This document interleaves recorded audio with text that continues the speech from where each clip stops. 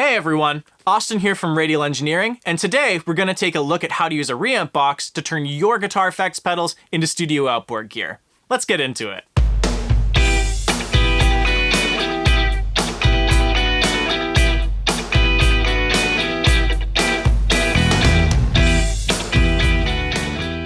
So let's say you have a really cool wah pedal and like a really raunchy fuzz pedal. They sound great with your guitar, but you want to hear what they sound like in the context of a vocal track or even a drum track. Unfortunately, it's not quite as easy as just patching these pedals into the line inputs and outputs of your interface. I mean, you can try, but you won't get the same results in terms of fidelity and overall performance. Pieces of gear like audio interfaces, mixers, and even keyboards produce a low impedance line level output. However, the pedals and amps that we use with our guitars and basses generally want to see a high impedance instrument level signal instead. So if you want to get the most out of the really cool sounds that your pedal board has to offer, you can use a Reamp box like the Ecstasy SA to make it happen.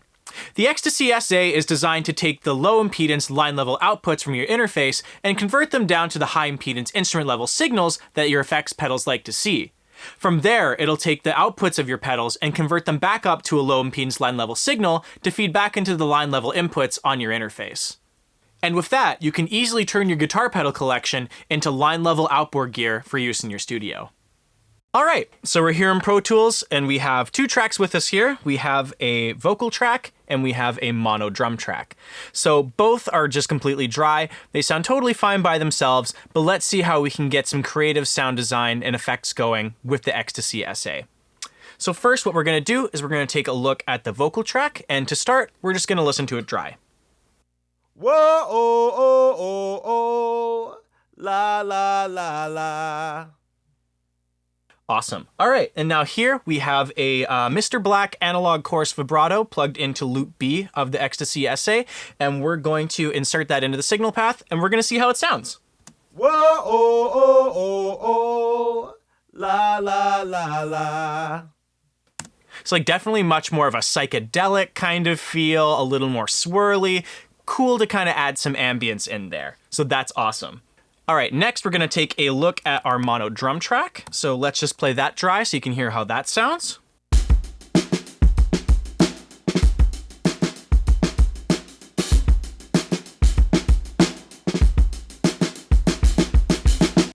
Groovy. Okay, so now what we're gonna do is we're going to add the compressor pedal that we have in loop A of the Ecstasy, which is just an Origin Effects Cali 76. We're gonna throw that in the signal path of the Ecstasy SA, and we're gonna hear how the drums sound now.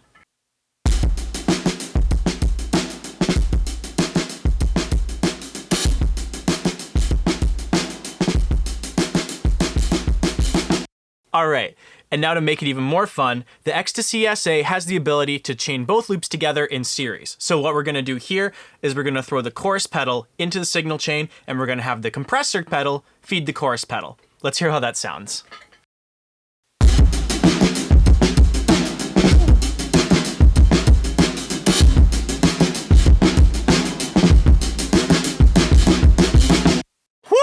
Okay, so adding effects pedals in with the Ecstasy SA can breathe life and excitement even into the simplest of tracks in your session. It's a great creative tool to help bring new life into your productions and mixes. Definitely give it a try.